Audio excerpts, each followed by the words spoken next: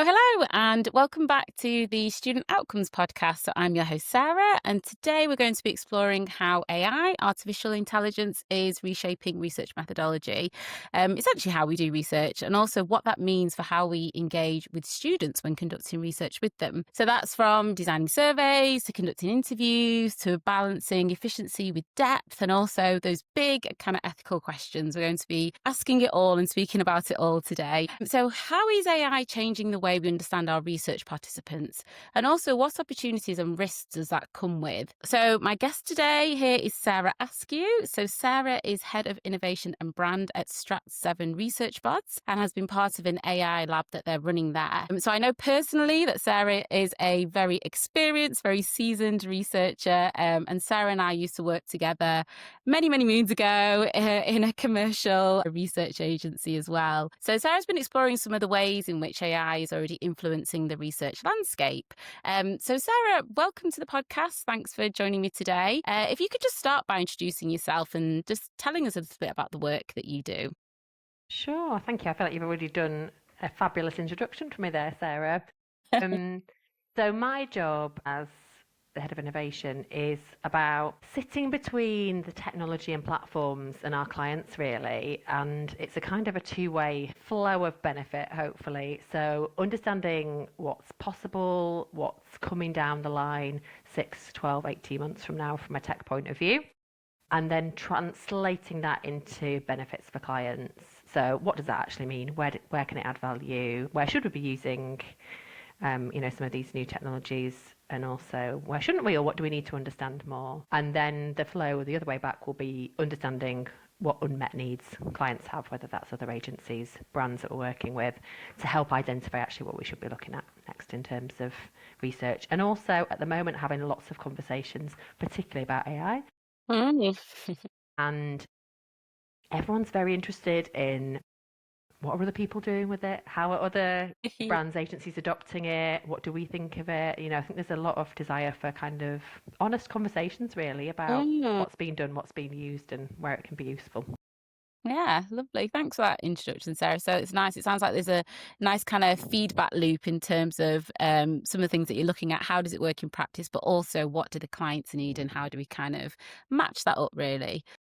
So before we dive into the detail, I'd love to just know, what was your first encounter with kind of AI in research? Do you remember that moment? Was there a moment where you thought, oh, this is going to change things? Oh, gosh, yeah, I'm trying to think what was the first encounter. It was probably a couple of years ago now. So we've been at Strat7, we've been experimenting with AI and machine learning and sort of associated fields for quite a long time.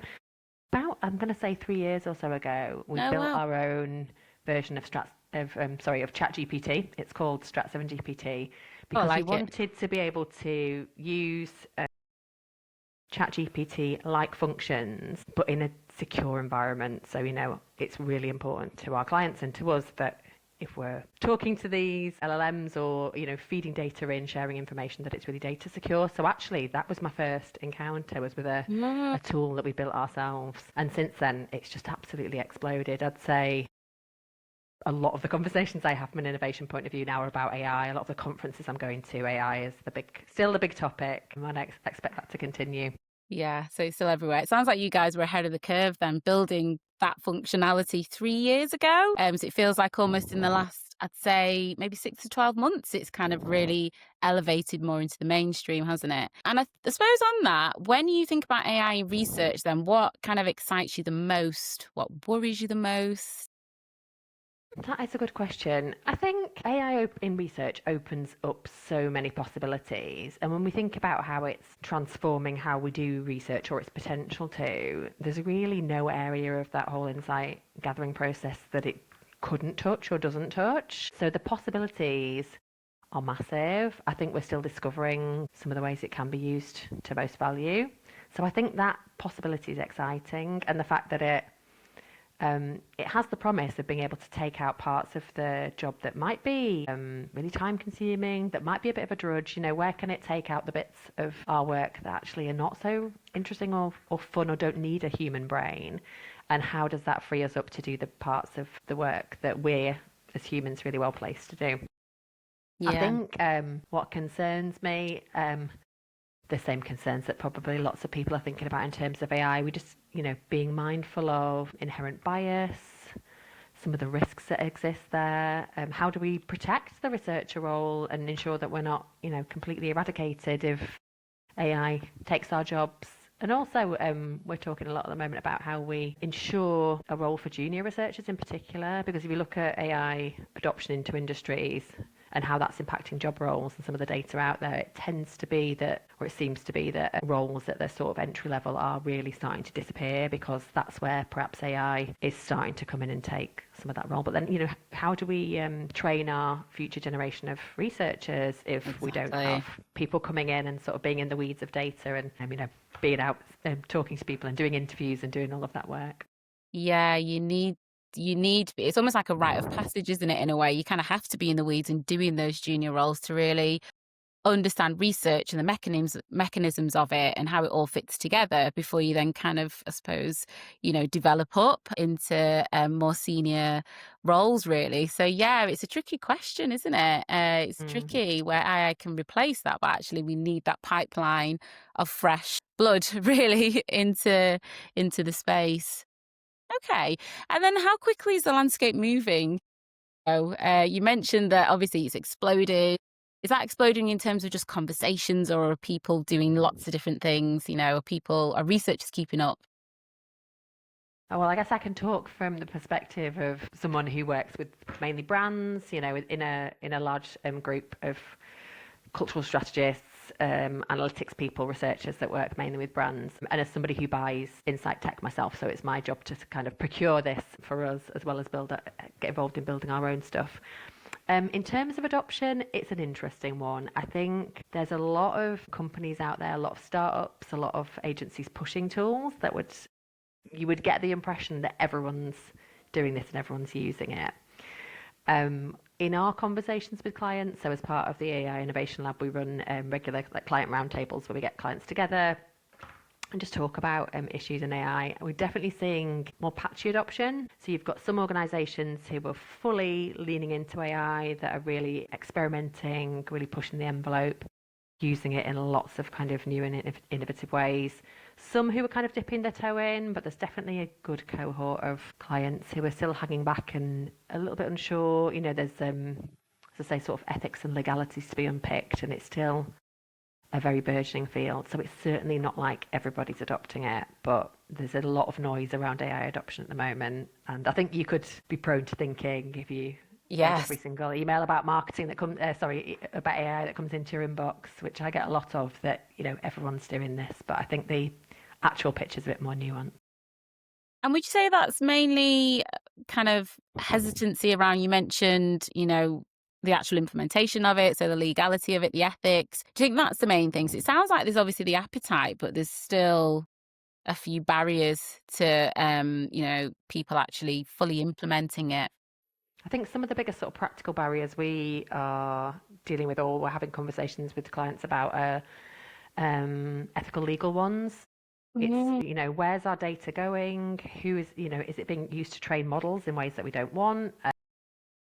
Do participants need to be aware that they're interacting with AI if that's the case? How do respondents actually feel about AI? It's something we've done our own proprietary research on, because it sort of seems to be a bit left out of the conversation. But how do the end participants actually feel about talking to and using AI in sort of their interactions? So yeah, it's lots of that, really understanding in an industry that's very, rightly conscious of data security and protecting people's information and privacy. Because a lot of the AI out there is built on, it's built on models that haven't necessarily been built for research use cases, that are being adapted for research. It's a good point to remember, actually. Interesting that you mentioned that you'd already done some research with participants about using AI, because like you say, we probably need to not leave them out of the conversation. They're an important part of it. What's the sentiment? What's the general sentiment, would you say?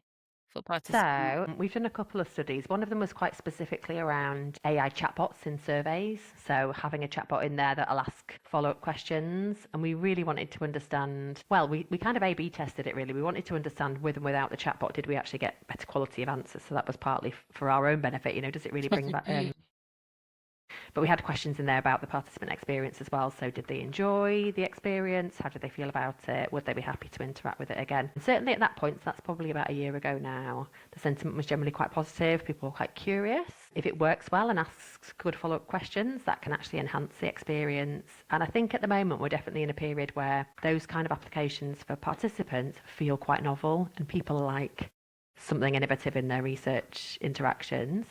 I think in 5, 10 years' time, it might be a very different story. When AI is Okay. ubiquitous, are we still going to feel that it's novel? I don't know, maybe it'll just become an accepted part of research. And we know that there's benefits from some of our trials with things like AI qual interviewers, where again, it can have real benefits for people and they sort of can pick up and put down an interview and do it in their own time, which is great if they're busy, they can talk to it with their voice. But I do think it raises interesting considerations about the dynamic. So if you're talking to somebody, you're giving up your time to talk to AI rather than a human, how invested do you feel in that?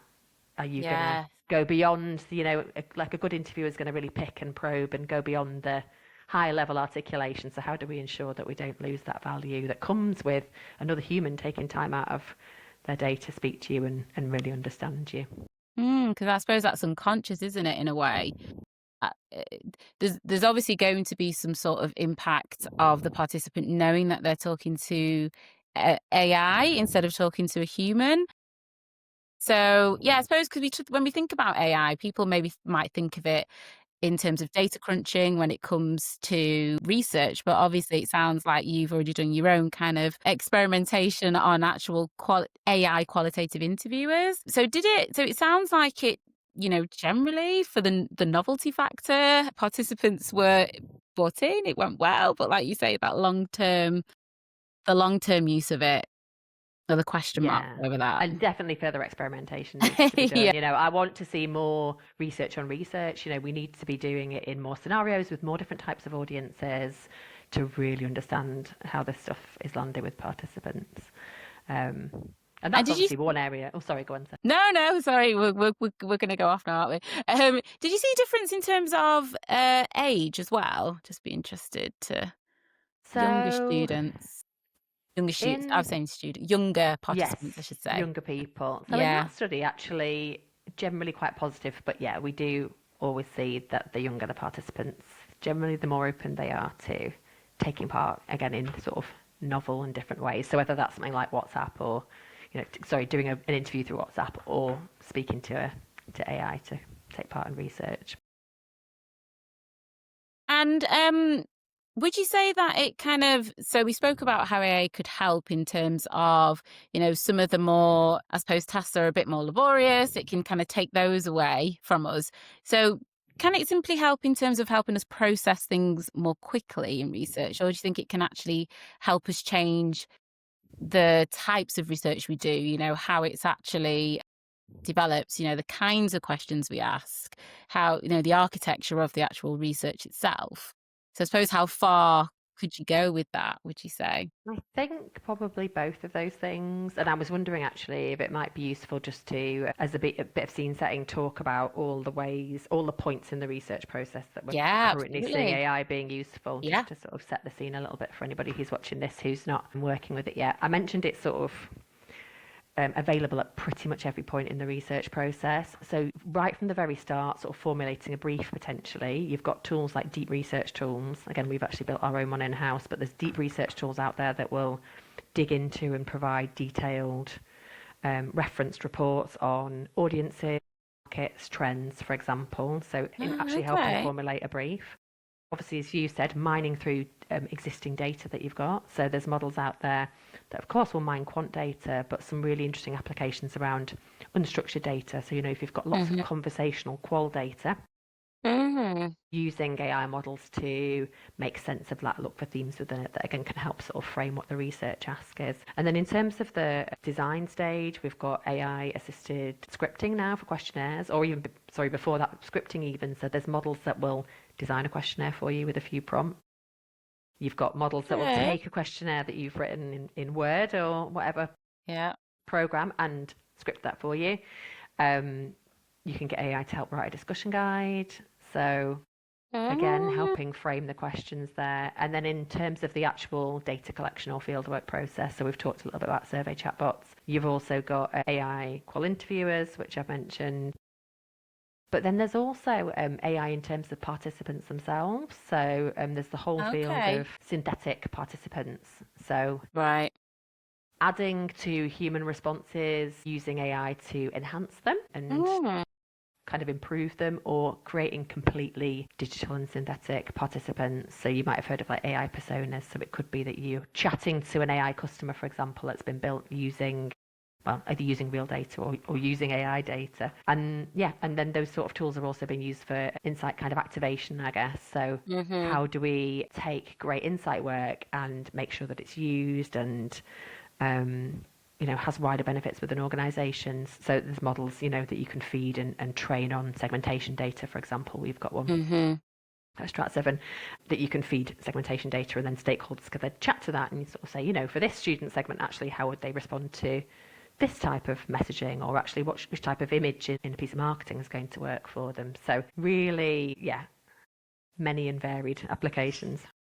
I suppose that's quite exciting in a way, being able to really bring it to life and allowing almost the profile from the research, like I say, bringing it to life, but also allowing the client to actually talk directly to that customer profile is actually quite an exciting step change. I would say segmentation is one of my most favorite Mm-hmm. types of research methodology generally. So I know we spoke about this before in terms of those profiles. So I find that area really quite exciting, just being able to do some of those things in terms of really implementing that and embedding that into an organization, an institution, because that's sometimes where when we do data and we do research and we feed the data back, sometimes it can sit on a shelf or in an inbox. So Yeah, I sure. feel It's like a known problem with segmentation, isn't it? It's like you can do a great piece of yes, work and insight team can love exactly. it, but how do you get the How people do who you need get to use it? it? Exactly. So, Yeah.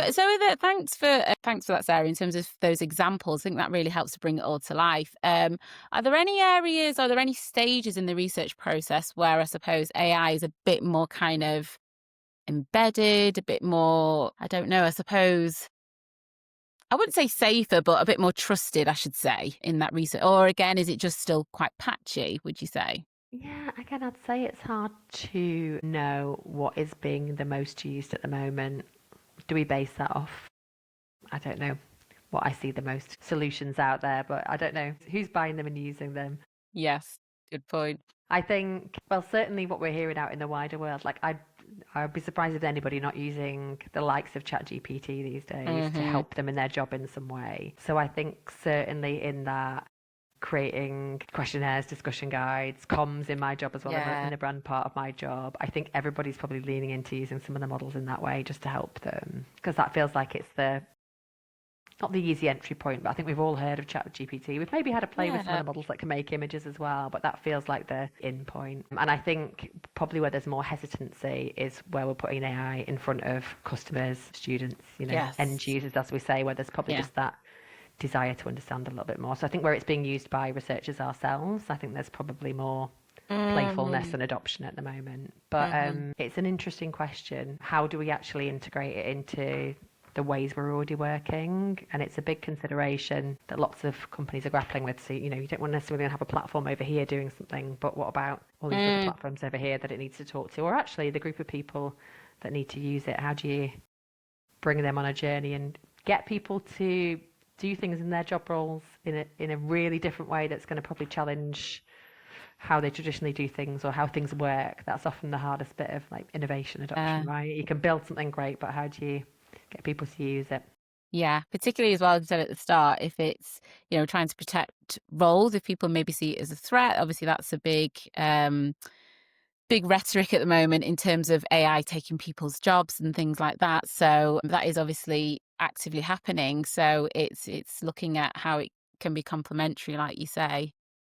Okay, so it'd be good to then, I suppose, shift to the student perspective. We spoke about them a little bit.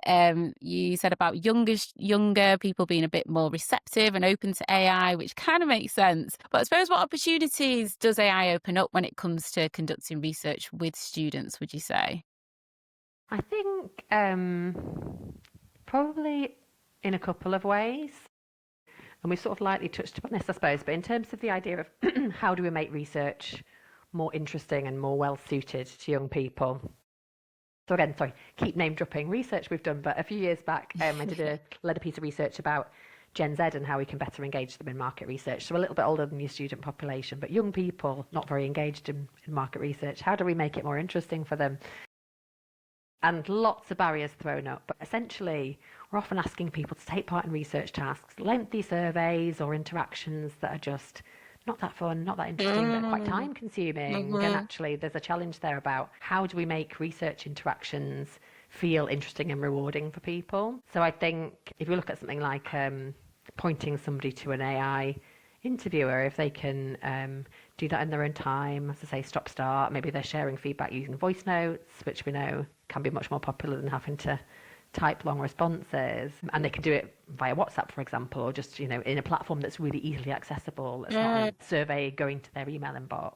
I think there's quite a lot of interesting potential there to make research more engaging for young people, especially quant, which I feel like if we look at some of the methodologies we have in place that obviously came out of academia and social sciences in the 40s, didn't they? They've not really changed and evolved a lot, and we certainly see that engagement with research. The older age groups generally are more engaged, but the younger that you get, the harder it can be to engage people in those traditional research techniques. So I think there's some really exciting potential there in terms of making, as I say, research feel rewarding and fun and engaging. But then in terms of also thinking about within institutions, I guess, and how it could help with our understanding of students, if we think about AI personas again, I think there's some really interesting potential there. If we think about particularly, I guess, like less represented students that might be harder to research, less is known about them, if we could have AI personas that are built on data around them that mean that we call them stakeholders, I'm not sure what you'd call them in higher education, but people within organisations can then use to talk to those student profiles and actually better understand them and what they need. I think that can only be a good thing. Those AI student personas are never going to get tired of being asked questions. One of the benefit of AI, you can just keep asking and keep chatting and keep chatting. So I think, there's really interesting potential there in terms of representation and how we can get people closer to the end customer student in ways that might be a bit less practical in real life because they're harder to reach or they're in overseas markets. Yeah, I like that point. I like that last point, just about bringing those more marginalized, underrepresented groups to colleagues, to practitioners, to educators as well, because that's sometimes the barrier is actually the students that you want to kind of get to most are the ones that are the hardest to reach. It's always the way, isn't it? So being able to kind of scale that in a way that is, I suppose, appropriate and ethical and all of that can only be positive for those students, particularly when we're looking at kind of transition, when we're looking at outcomes for those students as well. They're not as good as their peers. So if there's ways in which we can bring that student into the conversation when policies or programs, the actual courses are being developed around, they can be developed around those students versus them kind of almost being cut out of that conversation and that perspective. So I like that. I think that's be a really, really good opportunity for equity and kind of balance in the education sector, because unfortunately at the moment it is unbalanced for quite a lot of those underrepresented groups. I was going to say, I think you draw attention to a really interesting sub-point there, though, that is, we mustn't use these means as a replacement for actually talking to those students, because I think there's a danger, isn't there, that actually we go, we'll just build a model that can represent this student group, and what data are we basing that on? Are we using it on good primary research data from those students about what they want, or are we actually thinking, we don't need to talk to them anymore because not that I'm saying that would happen, but we need Yeah. to make sure we have that balance, that it doesn't replace genuine insight. But as you say, if it's more difficult, I guess that's where the interesting potential of AI can fit. If budgets are limited, if groups are Mm-hmm. hard to find, how can that allow us to better direct what budget we do have to really deep understanding of people, and we can use some of these methodologies to help supplement or activate that insight Mm-hmm. within the organization. Yeah, yeah, definitely. I like that point. I'll come back. We've touched on synthetic data, but I will come back to that in a second because we've kind of alluded to it there as well. So not replacing. I think that's important, isn't it?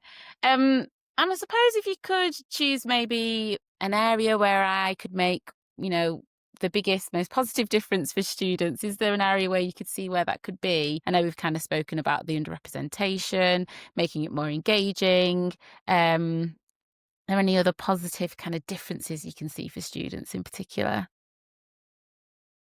I think they're the main ones, and I think it's going to depend on the individual and the organisation and what your challenges are around researching that student population and what the profile of that student population are like, I suppose. I think with a lot of the AI tools that are out there, the amount of possibility can feel a little bit overwhelming. Yeah. What to try, what to use first. Yeah.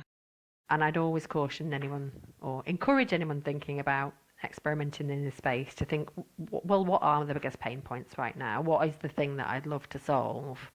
And start with a use case. Don't start with the technology, which can be the temptation. I think with so much new tech around, we talk about this at work quite a lot. Our CTO, Andrew's got a nice analogy where he says, don't build an AI hammer and then run around finding a nail to hit it with. And it's the idea that we shouldn't be driven by, I've just found this shiny tool and now I want to find something to use it for. It's much better that we think about, well, what is the problem? Is my problem engaging students in research? Is my problem organisational impact of research? And actually, realistically, what budget do I have? So what can I work with? Because some of these tools are going to be much more expensive and, perhaps transformational, but I've talked before about sort of AI pigeons and peacocks. Sometimes the most effective changes you can make are going to be little things that just make incremental difference in the research you're doing. So things like having an AI survey chatbot to get more quality data out of your surveys can be a small thing you can implement that can make quite a big difference. If you're finding this conversation valuable and want more insights just like this, be sure to subscribe to our Educator newsletter. And it's where we share practical tools, interviews with sector leaders, and deep dives into the pressing issues facing and shaping education today. So it's completely free and it's designed for educators like you who want to make that real impact.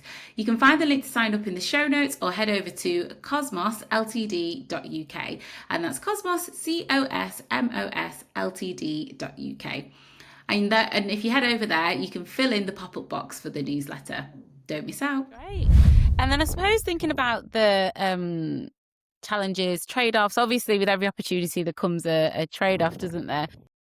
And one of the ones I know we spoke about before was kind of this look at depth versus efficiency. We spoke about the qualitative interviewers, they can probe, but can they probe to the level of depth that, a human actually could? So are you of the opinion that AI can deliver both, or? Yes, but again, with caveats, and it's how we think about depth and efficiency. And I think a lot of the chatter around AI is about efficiency, isn't it? It's like it can make us faster. And it's almost like, well, that's better research then, isn't it? And it's like, but is it always? Yeah. So it can make it much speedier to gather insight, to analyse that. I do wonder if there's a value, and I say I wonder, I instinctively feel, having worked as a researcher for a long time, that there is a value in sometimes just sitting with data and sort of percolating, as I would call it. Like, sometimes we need to stew on the answers and be in the weeds of the transcripts, the data for a little while ourselves. So I think there's that balance there, that sometimes getting to an answer fast doesn't necessarily mean it's the best one. And in terms of depth, AI moderators are improving all the time. And that's the thing about when we talk in this space, technology's moving on so quickly. And when we've tested it with clients, so AI moderators, for example, actually ask really good probing questions if you use the right model, if you choose one that's trained for market research and you sort of brief it correctly. But there's always going to be that degree that it just doesn't quite understand things in a way that humans can. So we had in a project, we used it with a client. The there was a particular terminology they had that they used in their sector that the AI, Uh, when respondents mentioned it, it just didn't really get. Um, and then, of course, there's all that nuanced stuff that humans can read in humans. Like, what's your body language Indeed. telling me? Do I think, well, Sarah's saying one thing, but I She feel thinks like another. she's, Yeah. yeah, what's going on there in terms of all those little things that a human would pick up. So it's about Hmm. where is it best used and but not replacing humans necessarily. So you might be able to use an AI moderator to do research at scale and actually, Hmm. in lots of different languages quite easily, which might be trickier to get moderators to do. Hmm. But how do we make sure that we've got those sort of checks in and that we're still keeping, it's kind of a bit of a well-worn phrase, but like humans in the loop to make sure that we're Yes. not losing some of that nuance. Yeah.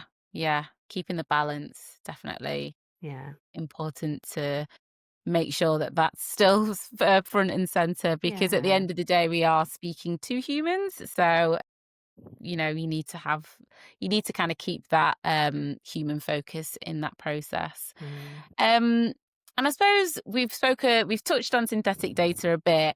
I suppose for listeners who don't know, could you just describe what synthetic data is? Why does it matter for research quality?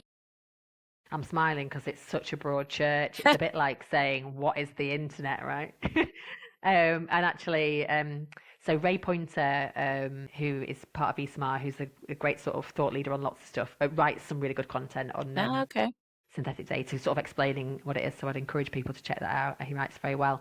Essentially, synthetic data is data that's been created either based on real human data, on AI enhanced data, or completely on AI created data. Oh, okay. And you can use it either, well, I'll talk about some use cases.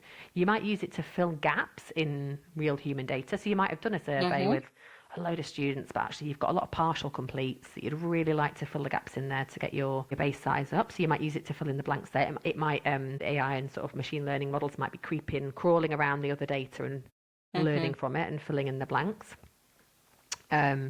You might use it to create completely new instances within that data. So you might have a sample of 80, but you might go, well, let's create a boost. So we'll, Mm-hmm. again, use that data to create some new instances. Or it could be completely synthetic audiences. So there's things like digital twins, which are a bit of a newer field, which is completely artificial individuals, I suppose, that you might have quality conversations with, or ask surveys to, and therefore you're just completely using that synthetic persona or participant to carry out the research with, and humans aren't involved in that. That's a very sort of simplistic I overview of suppose some of the ways. there's a continuum then, isn't there, in a way? So the continuum, as I see it, is almost a little bit of a step up from when we weight data, for example. It's kind of stepping up a little bit from that in terms of filling in patches and, sample, to all the way over to actually let's just create a completely synthetic audience. So obviously this sounds like a bit of a rhetorical question, but what are the risks in, I suppose, having, we spoke earlier about making sure that we keep humans in the loop, and I suppose what are the risks do you see it as having kind of, this completely synthetic pool of data that we ask questions to, that we conduct research with?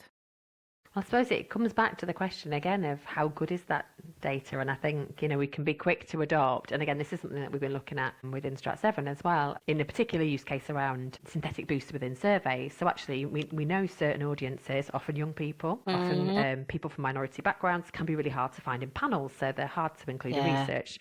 So there's companies out there that offer boosts for your sample. So you might go, actually, we've not got enough women under 45 or women under 20. How can we boost that small sample into a bigger sample to make that Hmm. a sizable enough sample for subsample analysis? So we can do it, but is it as good?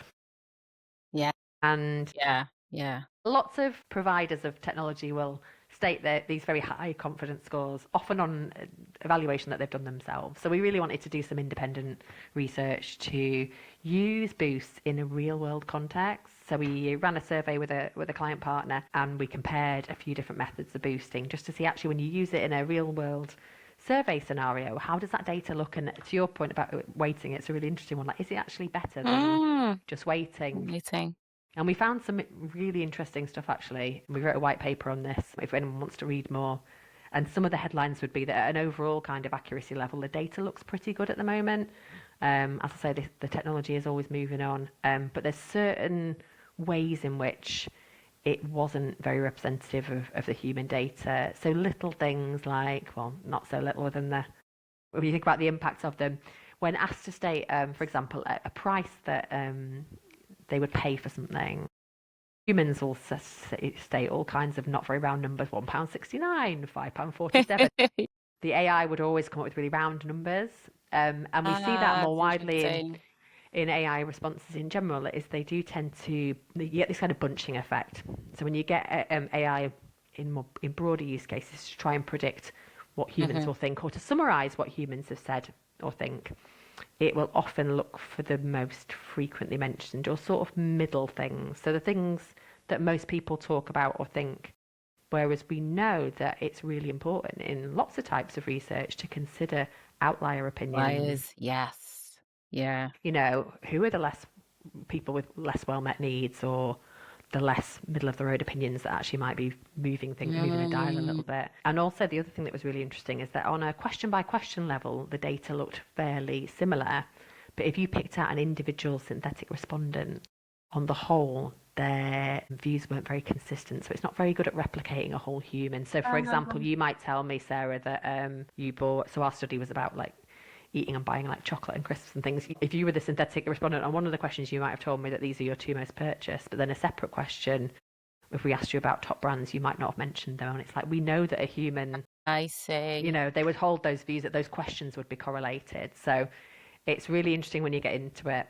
I think we just need to do more experimentation with some of this data, because it does offer lots of promise. You know, in sectors like healthcare is an interesting one, healthcare research. You know, there's lots of need to do research with patient groups, but they might be quite hard to find if they have very particular problems, or, sorry, I've lost the word for Medical conditions. Conditions, thank you. Friday afternoon brain. So you might want people with specific conditions. They might be hard to find, and also that's very sensitive medical information that you might be dealing with. So when we look at things like digital twins or completely synthetic personas, they might actually hold a lot of promise there for companies needing to do research with some of these groups that are really hard to reach, that might help them move, you know, healthcare and solutions along. And the other big benefit is that you're doing research with humans, there's always a concern about confidentiality, right? If you're testing something that is quite top secret. And again, you don't have that risk with synthetic participants. So it can present really useful use cases where you're talking about something that is sensitive or highly confidential. Okay. So opportunity and risk in kind of equal measure almost. But again, it depends. I suppose it depends on your objectives, like you say, and what it is that you're trying to do. And it sounds very nuanced as well, just in terms of actually the data and how that's made up and how synthetic it is, and you know what those case bases are based on as well. And how much of, you know, if you are doing something like boosting a sample, how much you're effectively boosting. So actually, if you're only boosting a small amount, then does that difference matter? But then there's also wider conversations going on about, well, actually, if we start to build more and more synthetic data into our data lakes, into our bodies of data that we hold as institutions, what happens in 5 years if we then model more synthetic data on that already synthetic data? And do those small flaws that are in there, do they start to be... Yeah. So how do you keep sense checking it, figuring if it's up to date, and calibrating it against primary data that you've got? All good questions. Okay, so now we're on risks and kind of tensions. Let's dig into that a little bit more. I know we had a good conversation about bias. And I think that's probably something that generally people have heard about most in terms of AI. But I suppose, how do these biases emerge in AI, and what can we do about them, really? Is there anything we can do about them? It's a good question. I think it's one of the areas of AI that I'm personally most interested in, and that actually we're talking about within the AI lab the most at the moment and with clients. If you think about bias, like, we all have bias, right? Humans have bias. It's sort of impossible as researchers that we go into situations with biases, often that we're not conscious of, that we have to try and be mindful of, so we don't bring them into the research situation. all the models that are out there also have bias in them because they've been built on human data. So, they've been trained on human data, so they're naturally going to reflect the bias of those data sets they've been built on. So you almost can't eliminate bias within these kind of models, but you can consider and mitigate it. But the important, I suppose, or one of the important questions we're kind of mulling over at the moment. So most of the most commonly used AI, like GPT, LLM models that are out there at the moment, the large language models have been trained on American data a lot of the time, or very Western data. And so there's a really interesting conversation going on at the moment that we're having around weird AI. So my colleague Ross wrote a really interesting blog post on this just last week, and actually we're going to be doing a piece of independent research on it. And weird AI is, so the weird actually stands for Western, educated, industrial, rich, and democratic. So it's based on a Harvard study called Which Humans, which looked at how good ChatGPT in this case was at replicating the cultural values of people from different countries. So they asked questions from something called the World Values Survey. So they asked it a few thousand times to ChatGPT to try and answer on behalf of those people from those countries, and then they compared it to real responses. And sort of a very high level, what you see is that the further somebody is away culturally from the US, then the less good ChatGPT is at sort of replicating their cultural values.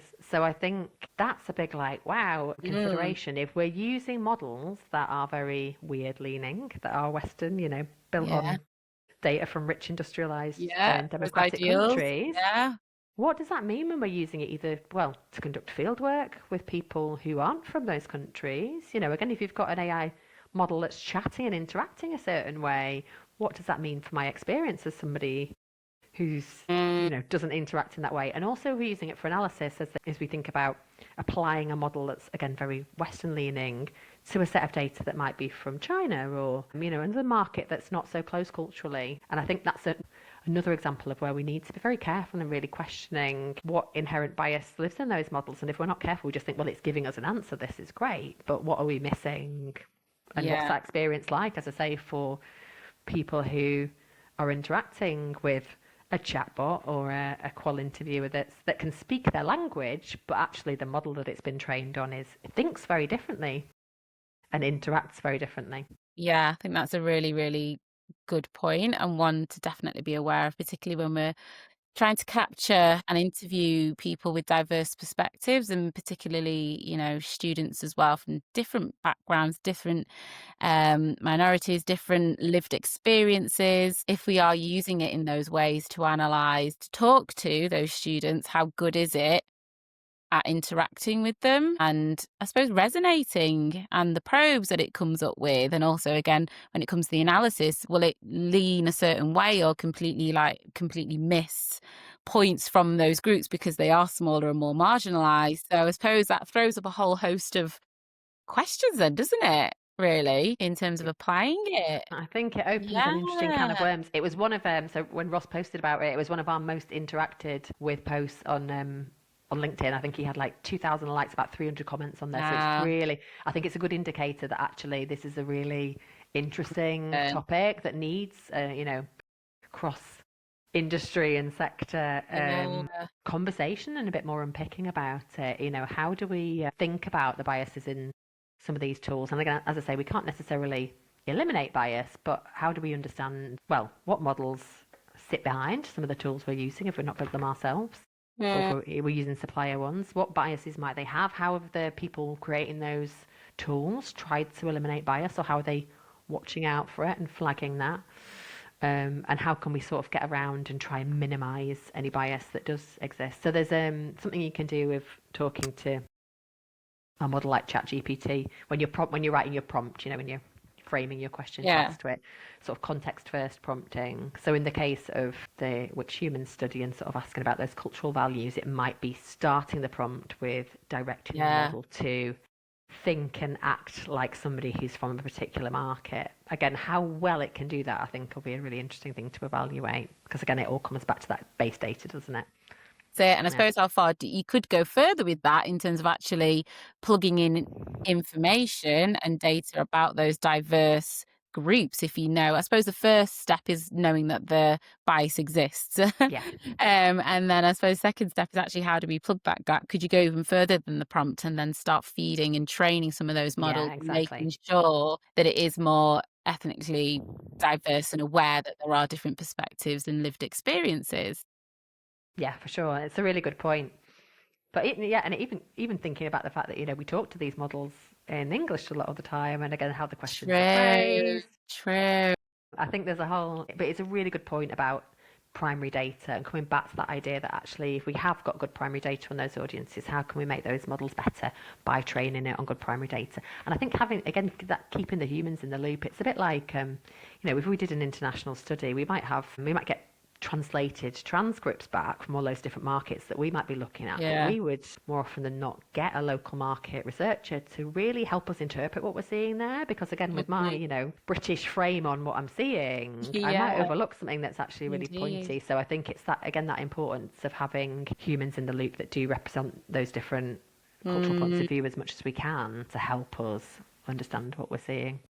I suppose it's also trying to kind of weigh the ethical considerations of using AI in this way as well, if we know that the models are inherently biased. So it's tricky, isn't it, Yeah, from an well, as I say, ethical? but Yeah, humans, yeah, as I say, yeah. we're But all biased, humans are aren't we? biased. That is Yeah, we are. true. Even if unconscious biases that, True, we true. might be introducing into a conversation. So I think, I hope it doesn't scare people off using them. I think it's just about being Hmm. considered. And actually, if the way up is between, well, this group of students is really hard and expensive to talk to, and we just won't talk to them at all. Or we Yeah, can do it using some yeah, AI assistance, and it means we still get to speak to them, yeah. but we know it's imperfect. Like, what's the trade-off there? Indeed. Yeah. Okay. So, I suppose for anyone then listening, thinking about kind of some practical takeaways, who's maybe experimenting with AI in their own research, Hmm. what are some of the key questions that they should be asking to almost get the most value out of it, would you say? Yeah, okay. So I guess I've touched on one of them, which would be sort of that asking the question of yourself of deciding where to play. So, yeah, what's my biggest pain point at the moment? What do I most want to try and get AI to assist with, and Hmm. narrowing your focus down? And then thinking about how you can experiment, I suppose. And I know I come at this very much as a researcher, but, the way we do, or I do innovation, is that we always, we test things out. So how do we experiment with Yeah. this? What would good look like? How am I going to evaluate whether this is offering added value of what I'm doing already? And that doesn't have to be complicated. That can just be thinking about, well, yeah, do I A/B test it against doing research without it this way? Or what would like a good improvement metric look like if it's time Hmm. saving? Like, how long does this task take us normally as a team? And actually, how much could it Yeah. shave off, and what does good look like there? And I think asking questions of suppliers or models, if there's things that you want to Mm. have an experiment with, you know, tech partners, suppliers will be really open to this. Ask what data has the model been trained on? Where's my data going? Yeah. Has it been, is this something that's been specifically trained for market research use cases? There's lots of tools out there that have been spun up by tech companies, but they don't necessarily have that understanding of insight, I suppose. So how has this been Uh, optimized for the kind of work that we do? And yeah, how has bias been sort of considered in building of it? so asking the right questions, I think testing so, before you yeah. use it. Yeah, that all seems sensible, to be honest. And I suppose then finally, and perhaps more, kind of most importantly, what's your advice on making sure that, human oversight isn't lost in all of this? I know we've kind of had talking about fragments of that throughout the conversation of making Mm. sure we've got good primary data, making sure the humans are kind of kept in the loop and it's sense checked. Yeah, what would your advice be on that? Say the biggest tip that can be overlooked is bringing your human colleagues on the journey with you. I think if you're excited by technology or interested and it seems to present a solution, we can be quick to bringing in new tools, but actually, as I touched on earlier, the effectiveness of that is so dependent on people being on board with you. Do they feel confident and capable in using the tools? Are they worried about, this kind of fears about what it's going to do for their job role? And do they have a forum to be able to feed back to you about what their kind of experiences are there? Um, So I think getting allies on board within your organisation, we tend to use a bit of a spoken wheel approach, I suppose. So we'll have there's people within lots of our teams who are really interested in AI, and they'll act as sort of champions, I suppose, but hubs of information. So they'll know more about the tools and the models. They're interested, but because they work in those different teams and understand them, they can be a bit of an in point for questions, training, showing how to use. So yeah, I think bringing the human colleagues along on the journey Yeah. is really important. Okay, great. Okay. One final question then is, I suppose your predictions for the next 12 months, let's say. So where will we be this time next year, would you say, in terms of AI adoption in research methodology? Oh gosh, that is a big question, Sarah. Funnily enough, about 12 months ago, I co-wrote a blog predicting what would happen in the next 12 months, and we're just Oh, about did to do you? a video going, was I right or was I Were you wrong? right? So let's steal Yeah. a bit of thunder. I think I am, and I think this is a little bit dependent on what sector you're in. So from what you've told me, in higher education, Higher education? adoption is still happening. Yes, people are still I looking. Yeah. think in the sort of corporate world, I think it's, and this is already happening, it's going to become much more table stakes. I think this frenzy of excitement about methodology and AI will calm down a little bit. And it almost, when I say table stakes, it'll just be kind of an expected factor that you have it. It'll become less of a Yeah, yeah. headline and more of a embedded thing. And I think we're going to hopefully be seeing more of the impact of AI in research. So a lot of the conference papers and mail I get at the moment is about interesting methodological applications. So we've used it for this and this was interesting. What I'm really interested in is bottom line, like, is it making our research better? How is that changing the decisions Mhm. we make? Is it proving right? Like, what you know what has worked how we thought and what hasn't worked. And I do Mhm. think the conversation around the kind of wider kind of existential questions for researchers about what it means for us in our industry will continue to grow. It's almost like, well, it's here now, but Mhm. what does this mean for our role, and how do we shape the insight person role in whatever organization we're in, that we still add value if a lot of these traditional tasks are taken away. And that conversation is already happening, but I think we'll probably have more consensus on it, and I would hope. Hope so. Yeah. Let's see. Oh, brilliant. Well, I'll look out for that video that you're going to do about whether your predictions were actually right. And then we can see if I was any good at predicting what next or not. Well, lovely. Sarah, thanks so much for your time. Thanks for coming on. Fascinating conversation. I could genuinely talk about this all day long, but I think our listeners will take away just some really both healthy kind of curiosity and also caution with AI and kind of practically what to do. And we're looking at first steps and how to implement it in their research practices with students. But it sounds like there's lots of opportunity there. And it's been a brilliant conversation. So what we'll do is we'll link some of those Hmm. articles and references and papers that you spoke about in the show notes as well. And thank you. Thanks so much for coming onto the podcast and speaking to me today. Thank you for having me on. It's been a really interesting discussion. Appreciated. Lovely. Thanks, Sarah.